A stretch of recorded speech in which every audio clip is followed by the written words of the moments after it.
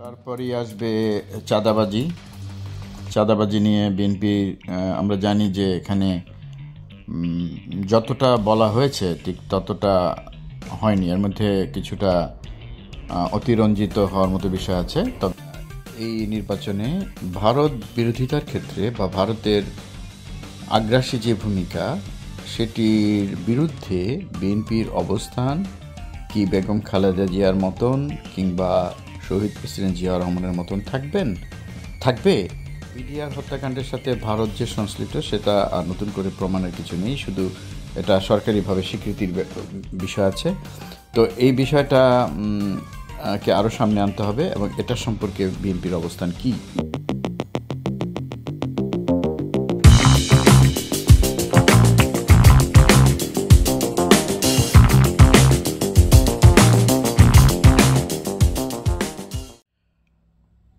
উপস্থিত ফেসবুক বন্ধুরা এবং ইউটিউবের বন্ধুরা, হঠাৎ করেই মনে হলো যে বিএনপির নির্বাচনী ইশতেহারে সাধারণ মানুষের কি কি প্রত্যাশা সেটা একটু আলোচনা করি। আমার নিজের যে প্রত্যাশা তার সাথে মিলিয়ে আমার মনে হয় সেটা আমরা সাধারণত, বিশেষ করে আমি যাদের সাথে আমার দেশের রাজনৈতিক পরিস্থিতি আলোচনা করি, তাদের বেশিরভাগই তারা বিএনপিকে সমর্থন করেন, কেউ কেউ হয়তো বা জামাতকে সমর্থন করেন এবং এখন একটা বিরাট অংশ এনসিপিকে সমর্থন করছেন এবং খুব ক্ষুদ্র অংশ তারা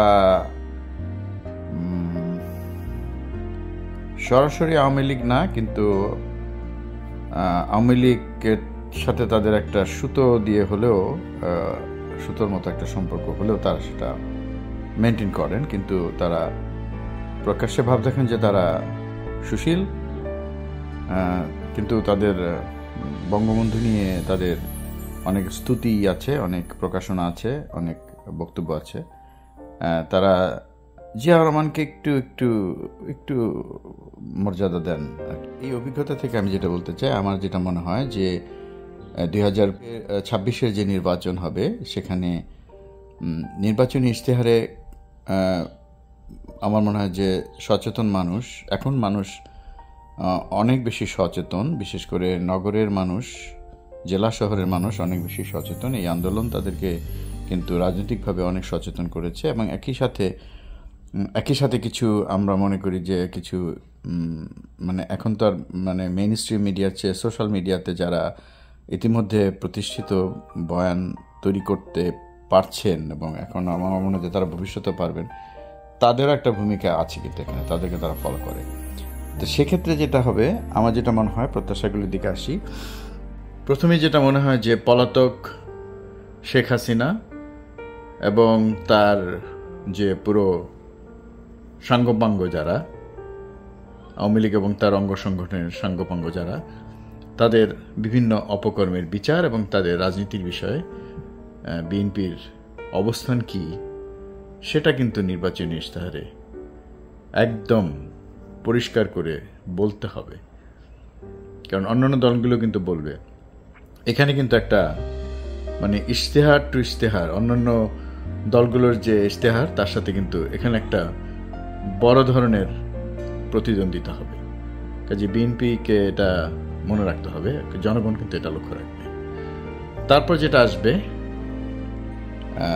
এই নির্বাচনে ভারত বিরোধিতার ক্ষেত্রে বা ভারতের আগ্রাসী যে ভূমিকা, সেটির বিরুদ্ধে বিএনপির অবস্থান কি বেগম খালেদা জিয়ার মতন কিংবা শহীদ প্রেসিডেন্ট জিয়াউর রহমানের মতন থাকবে, নাকি এখন যেটা আমরা শুনছি, নাকি সেটা আমরা যেটা শুনছি যে বিএনপি বর্তমানে ভারতের দিকে ঝুঁকে গেছে এবং অনেকে সেটা সন্দেহ করেন।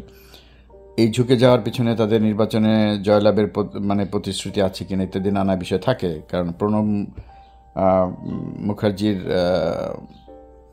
বইয়ে যেটা বলা ছিল একসময় যে শেখ হাসিনাকে কীভাবে ক্ষমতায় আনা হয়েছে, কীভাবে ভারত প্রতিশ্রুতি দিয়েছিল, সেই সব অভিজ্ঞতার আলোকে এই প্রশ্নগুলি কিন্তু আসে। তো যাই হোক, এটা একটা অবস্থান এবং আমি মনে করি যে শহীদ প্রেসিডেন্ট জিয়াউর রহমান বা খালেদা জিয়া ভারতের আগ্রাসী ভূমিকা বা ভারতের আগ্রাসন প্রতিরোধে তাদের যে অবস্থান ছিল তার চেয়ে অনেক বেশি কিন্তু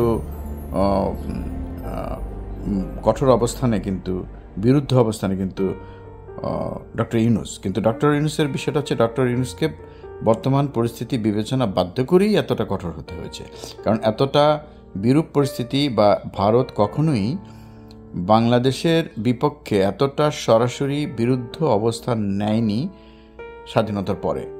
তো সেক্ষেত্রে যে প্রতিকূলতাটা জিয়াউর রহমান বা খালেদা জিয়া ফেস করেছেন তার চেয়ে বেশি কিন্তু প্রতিকূলতা ফেস করেছেন ডক্টর ইউনূস।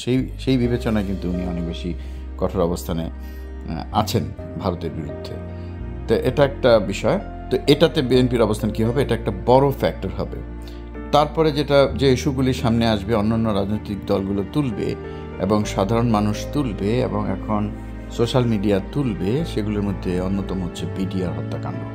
বিডিআর হত্যাকাণ্ডের সাথে ভারত যে সংশ্লিষ্ট সেটা নতুন করে প্রমাণের কিছু নেই, শুধু এটা সরকারিভাবে স্বীকৃতির বিষয় আছে।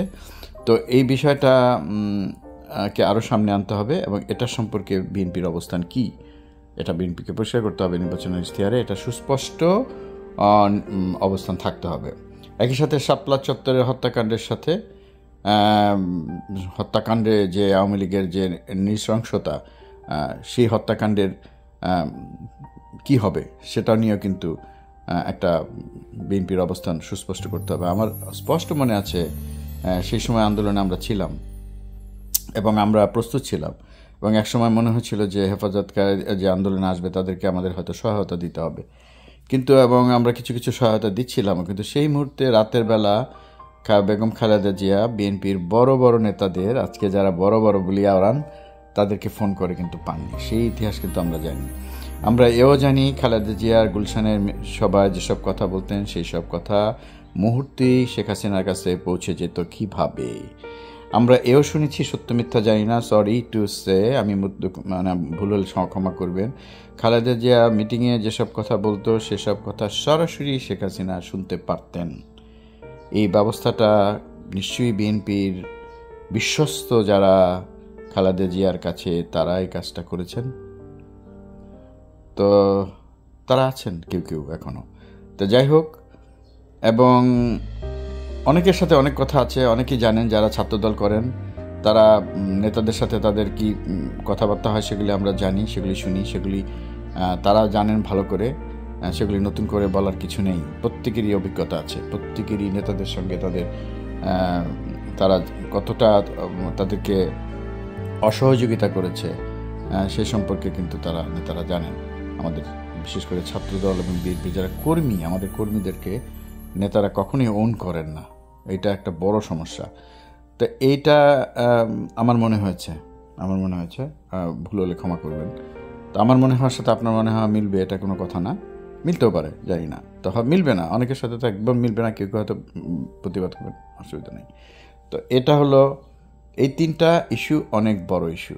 তারপরে যে ইস্যুগুলি অলরেডি সামনে এসছে, শেখ হাসিনার বিচার এবং তারা যে একটা সন্ত্রাসী দল, ইতিমধ্যে মেজর সাদেকের মাধ্যমে সেটা প্রমাণিত হতে যাচ্ছে, এবং তাদের যে কর্মকাণ্ড এবং বাংলাদেশের ইতিহাসকে বিকৃতি রোধের নামে তারা যে পরিমাণ ইতিহাসকে বিকৃত করেছে এবং বিকৃত এবং বিক্রি দুটোই তারা করেছে, এই বিষয়গুলো নিয়ে বিএনপির মধ্যে কিন্তু অনেক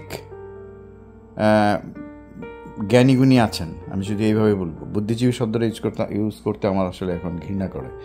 তো তাদেরকে দিয়ে কিন্তু আপনারা করাতে পারেন। আমরা কিন্তু তাদেরকে প্রাপ্য সম্মান কখনো দেইনি। তো বিএনপির সে যে নীরব বিএনপির সমর্থক যারা ছিল, যাদেরকে আপনারা খালি একটু লক্ষ্য করবেন, জিয়াউর রহমানের সময় কারা সামনে ছিল, খালি একটু লক্ষ্য করবেন। শিল্প সাহিত্যের ক্ষেত্রে জিয়াউর রহমানের সময় কারা সামনে ছিল, এবং তারা প্রত্যেকেই জাতীয়তাবাদকে ধারণ করতেন, এবং তারা প্রত্যেকেই তাদের শিল্প সাহিত্যের ক্ষেত্রে তাদের যে উৎকর্ষতা, তাদের দক্ষতা, তাদের যোগ্যতাকে তারা প্রমাণ করেছেন। হ্যাঁ, এবং তারা কখনোই এতটা দলীয় আনুগত্য দেখান। জাতীয়তাবাদকে ধারণ করা মানে যে বিএনপি দল আনুগত্যর মধ্যে চলে আসতে হবে তা কিন্তু না। আমি জিয়া রহমানের জাতীয়তাবাদ আদর্শকে ধারণ করলাম, তার মানে এই না যে আমাকে বিএনপির সাথে নতজানু হতে হবে। কাজেই ওই রাজনীতি যদি আপনি করতে যান, তাহলে বিএনপিকেও বুঝতে হবে আপনার যারা কর্মী, আপনার যারা সমর্থক, তাদের একটা মতবাদ থাকতে পারে, আপনার তাদের মতবাদের প্রতি শ্রদ্ধাশীল হতে হবে। আপনি যদি তাদের মতবাদের প্রতি শ্রদ্ধাশীল না হন, আপনি নিজেই ডিসিশন নেবেন, কিন্তু মানুষের পালসটা কিন্তু আপনাকে বুঝতে হবে এবং কার কাছ থেকে সাহায্যতা নিতে হবে সেটা বোঝার মতো আসলে ক্ষমতা কিন্তু অনেকেরই নাই। তারপরেই আসবে চাঁদাবাজি নিয়ে বিএনপি, আমরা জানি যে এখানে যতটা বলা হয়েছে ঠিক ততটা হয়নি। এর মধ্যে কিছুটা অতিরঞ্জিত হওয়ার মতো বিষয় আছে, তবে অনেক সত্য ঘটনা আছে। তো এইসব ক্ষেত্রে এই বিশেষ করে এখন বড় বড় চাঁদাবাজিতে তো আসলে আমরা যেটা জানি যে আমাদের রাজনৈতিক দলের নেতারাই ইনভলভ থাকেন, তো সেই প্রসঙ্গে আমি আর বলতে চাই না। কিন্তু যারা যেসব চাঁদাবাজিতে সাধারণ মানুষ এফেক্টেড হয়, যেসব চাঁদাবাজিতে সাধারণ মানুষ, যেমন যারা ক্ষুদ্র ব্যবসা, বাজার ঘাট থেকে যে চাঁদাবাজি তুলেন, প্রকাশ্যে যেগুলো তোলেন, তো সেইগুলো যদি বন্ধ করা যায় এবং সে ব্যাপারে তারা কি ব্যবস্থা নেবে সে ব্যাপারে সেটা একটা মানে কার্যকর ব্যবস্থা নিতে হবে। আসলে ফাইন্ড আউট করতে হবে, নিশ্চয়ই কোনো পথ আছে সেটা বের করার।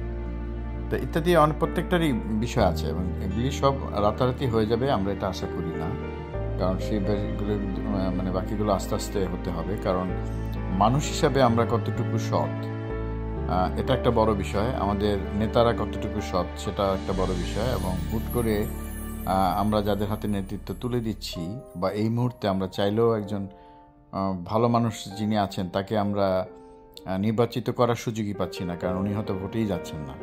কারণ রাজনীতির প্রতি মানুষের অনীহার কারণে কে চায় আর এইসব টেনশন নিতে, সবাই চায় না।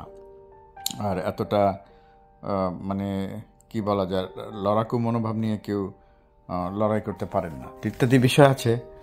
তো এই বিষয়গুলো থাকবে। তো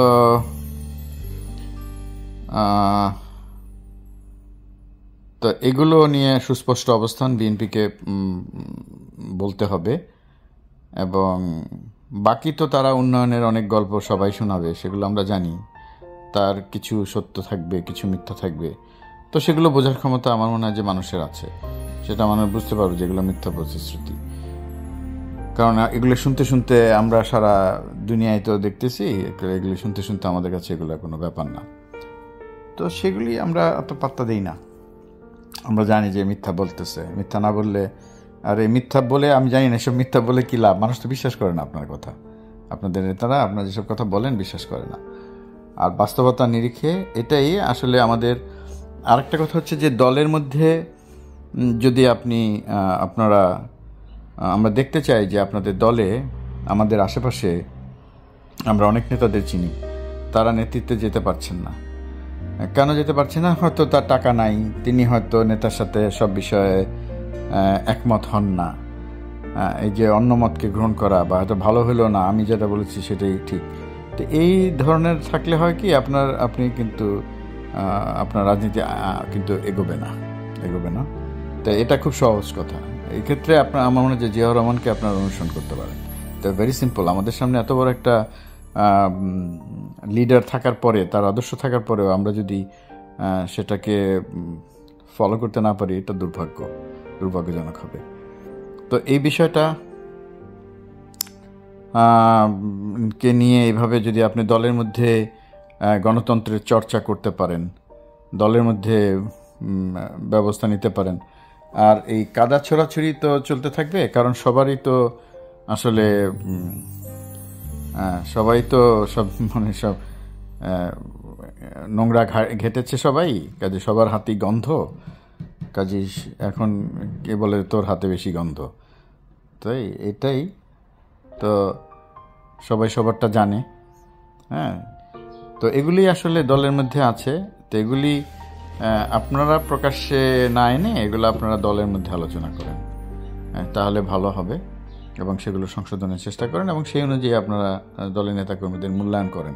কারণ বিএনপির মতো এত বড় একটা দল, দেশে এত বড় একটা সুযোগ এসছে, মানুষজন চায় ভালো মানুষ এগিয়ে আসুক।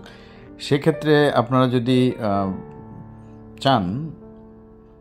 চাইলে আপনারা ভালো কিছু দেখানোর মতো একটা ঝুঁকি নিতে পারেন।